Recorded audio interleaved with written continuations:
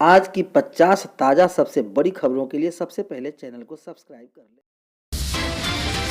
प्रशिक्षित शिक्षकों के वेतन निर्धारण में असमंजस की स्थिति बनी हुई है। एनआईओएस प्रशिक्षण प्राप्त करने वाले शिक्षकों के वेतन निर्धारण को लेकर जिला कार्यक्रम पदाधिकारी स्थापना अवधेश कुमार ने प्राथमिक शिक्षा के निर्देशक के पास पत्र भेजकर मार्गदर्शन की मांग की है। यह मार्गदर्शन हाईकोर्ट के CWJC 11/14/2019 अताउल्लाह रहमान एवं अन्य एवं राज्य सरकार में पारित आदेश के आलोक में विभाग द्वारा जारी ज्ञापांक 12 दिनांक 5 जनवरी 2023 के संदर्भ में मांगी गई है। इसमें कहा गया है कि 1 अप्रैल 2019 से 19 अक्टूबर 2022 की अवधि में प्रशिक्षण प्राप्त करने वाले शिक्षकों को प्रशिक्षण उत्तीर्ण तिथि से नवनियुक्त माना जाए। डीपीओ ने अपने मार्गदर्शन के लिए भेजे गए पत्र में कहा है कि 7 फरवरी को विभागीय वीडियो कॉन्फ्रेंस में स्पष्ट किया गया है कि एनआईओएस से 2017-19 में प्रशिक्षित शिक्षक जिनका प्रशिक्षण प्रमाण पत्र 31 मार्च 2019 के बाद तिथि जो 22 मई 2019 या उसके बाद निर्गत हो उन्हें नवनियुक्त माना जाना है। विभागीय निर्देशानुसार नवनियुक्त शिक्षकों का प्रशिक्षण तिथि के 2 वर्ष के बाद ग्रेड पे का लाभ देय होता है।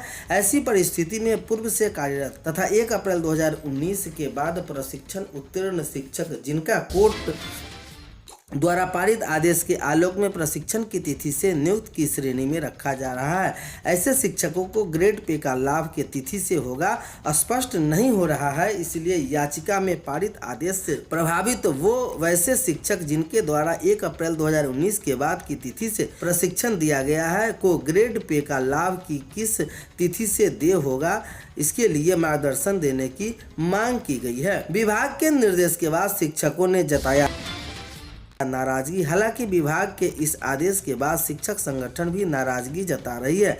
इसके लिए पिछले 70 शिक्षक संगठन ने बैठकर आंदोलन करने की चेतावनी दी है। शिक्षकों का कहना है कि एनआईओएस द्वारा 31 मार्च 2019 के पहले उनकी प्रशिक्षण पूरी कर ली गई थी, जबकि 31 मार्च 2019 के पहले एनआईओएस द्वारा परीक्षा भी आयोजित की गई थी, लेकिन रिजल्ट का प्रकाशन 31 मार्च 2019 के बाद यानी मई माह में हुआ है।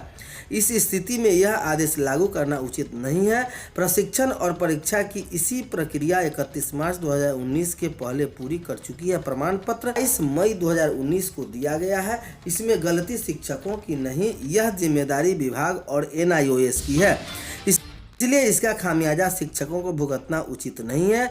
शिक्षक संगठनों ने कहा कि अगर शिक्षकों के साथ अन्याय हुआ तो बड़े पैमाने पर आंदोलन किया जाएगा। कक्षा 8 तक के 1.5 करोड़ बच्चों को 17 अप्रैल तक मिल जाएगी किताब।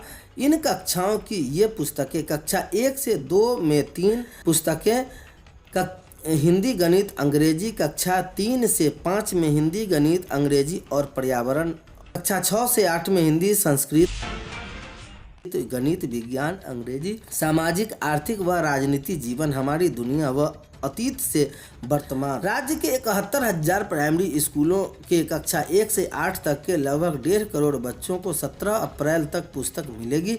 बुधवार को मधेपुरा और बक्सर सहित 11 जिलों में पुस्तकों की पहली खेप भेजने की प्रक्रिया शुरू कर दी गई। रोहतास, शिवहर, बक्सर, गोपालगंज, जहानाबाद, सहरसा, अरवल, मधेपुरा, बांका, लखीसराय और सिवान में कक्षा 4, कक्षा 2 का कक्षा 4, कक्षा 3 और कक्षा 5 की किताब भेजना शुरू हो गया है। प्रकाशक प्रखंड स्तर पर पुस्तक भेज रहे हैं। शिक्षा विभाग के अपर मुख्य सचिव दीपक कुमार सिंह ने बताया कि विभाग का लक्ष्य है कि अप्रैल से सत्र के प्रारंभ में ही बच्चों की किताब उपलब्ध करा दिया जाए। 2018-19 से 2022-23 तक बच्चों को किताब के बदले राशि दी जा रही थी। राशि देने के बाद भी किताब नहीं खरीदने की शिकायत के बाद सरकार ने राशि के बदले किताब देने का निर्णय लिया है। बिहार राज्य पाठ्य पुस्तक प्रकाशन निगम ने दिसंबर 2022 में टेंडर का 30 प्रकाशकों को लगभग 9 करोड़ पुस्तकों के प्रकाशन और वितरण का कार्य दिया गया था। 62 पैकेज में पुस्तकों की छपाई कर भेजनी है। समग्र शिक्षा अभियान के तहत इसके लिए लगभग 400 करोड़ खर्च होंगे। पुस्तक प्रिंटिंग से लेकर वितरण तक की मॉनिटरिंग के लिए पोर्टल बनाया गया है। पुस्तक प्राप्ति के लिए बीआरसी स्तर पर पदाधिकारी को चिन्हित कर दिया गया है। शिक्षा का अधिकार कानून के तहत कक्षा 1 से 8 के बच्चों को किताब खरीदने के लिए राशि दी जाती है। समग्र शिक्षा अभियान के तहत पुस्तक मद में केंद्र सरकार 60% और राज्य सरकार 40% राशि देती है। इस साल बच्चों की किताब के लिए 520 करोड़ की राशि का प्रावधान किया गया। पिछले 2 सत्र 2020-21 और 21-22 में कोरोना के कारण स्कूल बंद रहने से 20% बच्चों ने ही किताब की खरीदी की थी। 250 रुपये और 400 रुपये बच्चों के खाते में गए थे। कक्षा 1 से 5 तक के बच्चों को 250 और कक्षा 6 से 8 के बच्चों को 400 रुपये की दर से किताब खरीदने के लिए राशि दी गई थी। स्कूल गए बच्चों की गड्ढे में डूबने से मौत, हंगामा शुरू, स्कूल प्रशासन पर लगाया लापरवाही का आरोप। महकार थाना क्षेत्र के नैली गाँव की बुधवार को एक बच्चे की मौत स्कूल के पास रहे गड्ढे में डूबने से हो गई।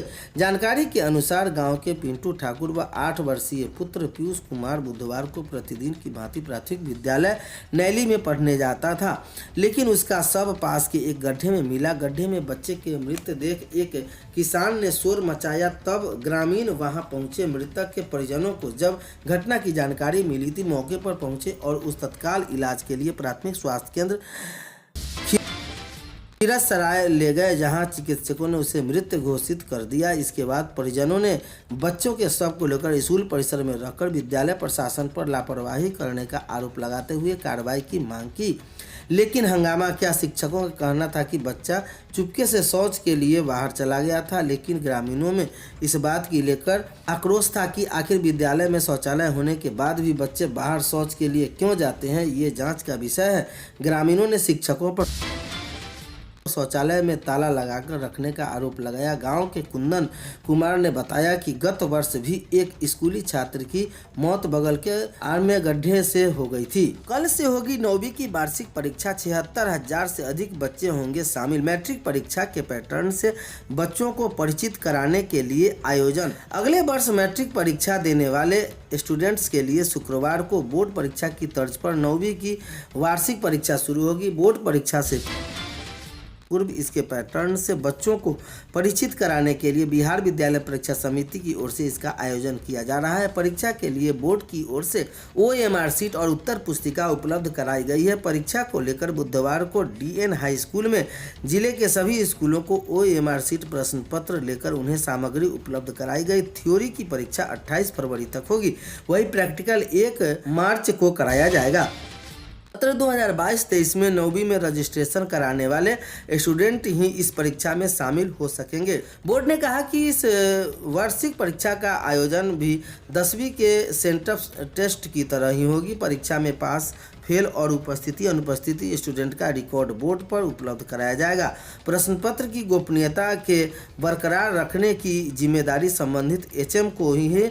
इसे लापरवाही पर कार्रवाई होगी। 2 पालियों में होने वाली परीक्षा में स्टूडेंट को प्रश्न पत्र पढ़ने के लिए 15 मिनट का अतिरिक्त समय दिया जाएगा। पहली पाली में विज्ञान, दूसरी पाली में गणित, पहली पाली में सामाजिक विज्ञान, अंग्रेजी और 27 फरवरी मातृभाषा, द्वितीय पाली में द्वितीय भारतीय भाषा, 28 फरवरी ऐच्छिक विषय एवं द्वितीय पाली में ऐच्छिक विषय व्यवसायिक ट्रेन। 24 फरवरी, 25 फरवरी, 27 फरवरी और 28 फरवरी को परीक्षा होगी।